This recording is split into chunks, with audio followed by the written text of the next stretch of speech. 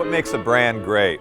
What makes it iconic? What makes you want to use it? Today I'm here at Few Spirits in Evanston, Illinois to talk with founder and master distiller Paul Hletko. We're going to talk about his brand, Few Spirits. We're going to talk about what makes it so iconic and what makes it work for so many.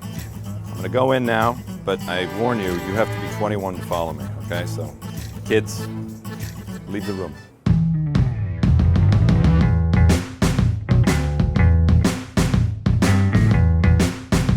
My name is Adam Voss. I'm a father, an entertainer, and I'm a marketing geek on the hunt for cool brands.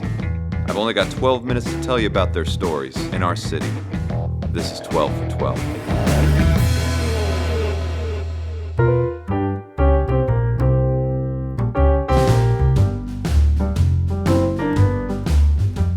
Well, Paul, thank you for inviting us in your home away from home here at Few Spirits. Thanks, Adam. Glad to be here. So let me start with passion. How important is passion to you and what you do?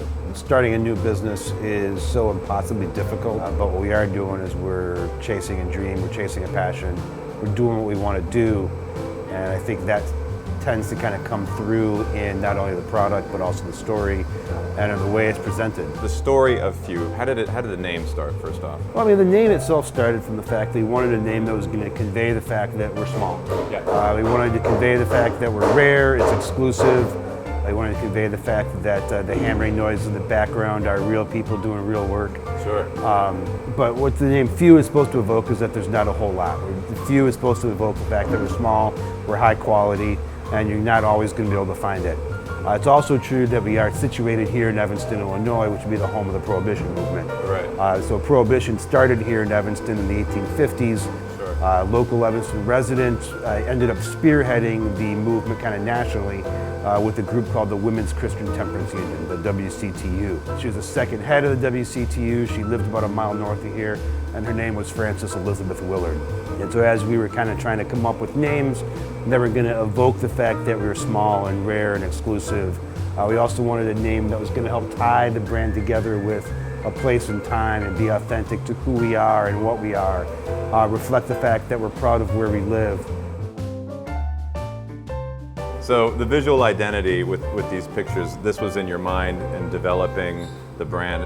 Trying to convey that kind of look and feel of the Columbian Exposition. It feels like it came from there, but it's not pandering, it's not over the top. The Columbian Exposition of 1893 had a huge impact on the city of Chicago. It celebrated the rebirth of the city after the Great Chicago Fire of 1871. And it meant that Chicago was a major metropolitan player, besting New York, DC, and St. Louis for the honor of hosting. Not only that, it had a profound effect on architecture, the arts, modern sanitation, and American industrialization, and debuted many innovations at the time, such as the electric fountain, the Ferris wheel, and the Statue of the Republic, which can all be prominently seen on Few's bottles. What about the bottle? I mean, it's got this kind of square apothecary look, you know, it looks like an older bottle. There aren't many bottles like that on the shelf. I think the visual look is a way to kind of separate it on the shelf as well. The look and feel is consistent from product to product, and so it gives the consumer the confidence to try it. Once they've tried one and they like it, you know, maybe it gives you the confidence to try another one and like it, and you recognize that it's coming from the same family. It's just a clean look, which is our modern interpretation of a long-term classic.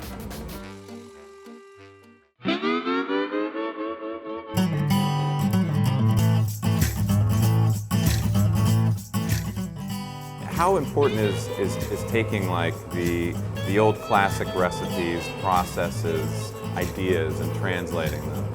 Well, I think it's really important. I think you have to be true to who you are and you have to be authentic, and so you have to be able to take the classics and have your own spin on it. Otherwise, people just go by your competitor. You're concocting, you're experimenting. Yeah, we certainly try to do everything that's going to be ours. We try to put our own twist on classic recipes. We talk about product quality being a given. In the spirits business, you have to have product quality. Without it, you're dead from day one. So what we try to do is make sure that we have our own modern twist on it. We try to do something that's a little bit different. We try to make sure we have that quality that people are looking for, but also have something that's going to be different and it's our own view. So we tend to think that all of our products have their own unique signature, its own fewness, that when you taste one, You can kind of recognize that it kind of comes from the same place, even though they're all different and unique. Our products are sold now on 5 continents, across 25 countries, and across 20 states. And so I think some of our message is starting to get out there. And, you know, we're on the bar in New Zealand, we're on the bar north of the Arctic Circle in Sweden. Wow. You just had your 4th birthday Few Friday event.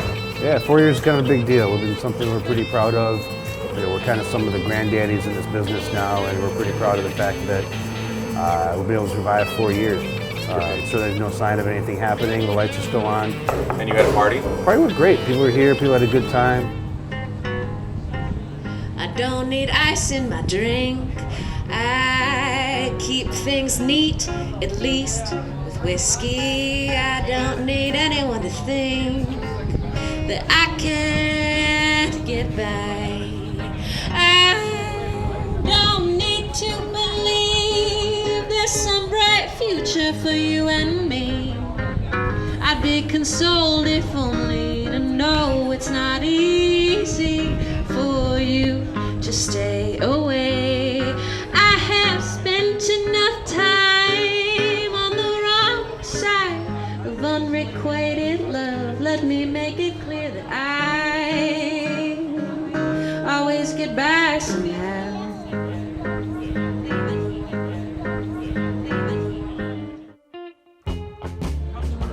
I've been a Few customer since shortly after they opened, actually. I used to live just a couple blocks away. I love the square bottle. I think it's really cool. I love the old-fashioned labels. It's just kind of my thing.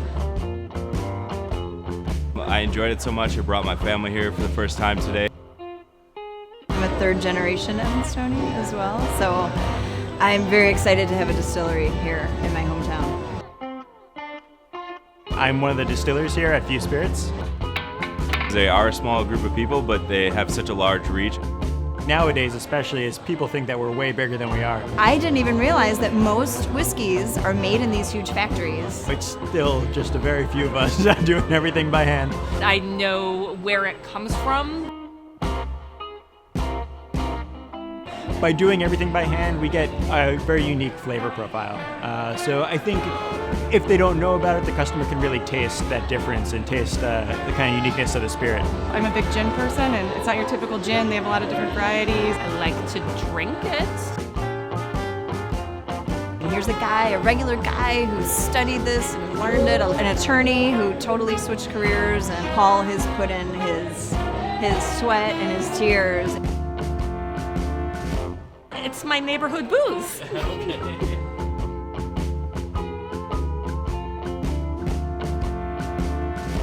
People want to be a part of something. With Few Spirits, people can be a part of the brand.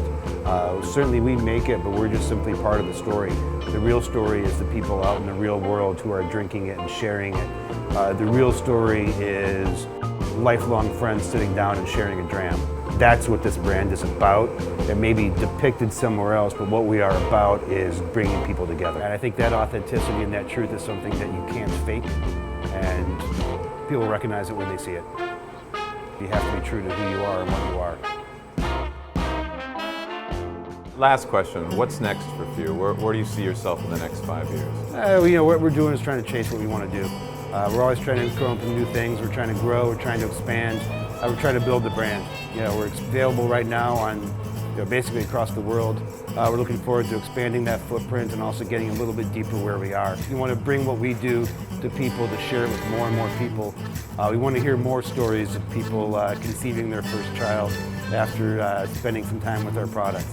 Like you said, it's the story that doesn't take place on the label or isn't here in the distillery that's just amazing, because you are bringing people closer together. The story is people having fun together. The story is not us. The story is not the product. The story is people living their lives and bringing friends and family together. I love that. I love the authenticity, and I love the fact that you've had some time to speak with us today. Thank you so much, Paul. Thanks, Adam. I think it's time to have a few. Enjoy.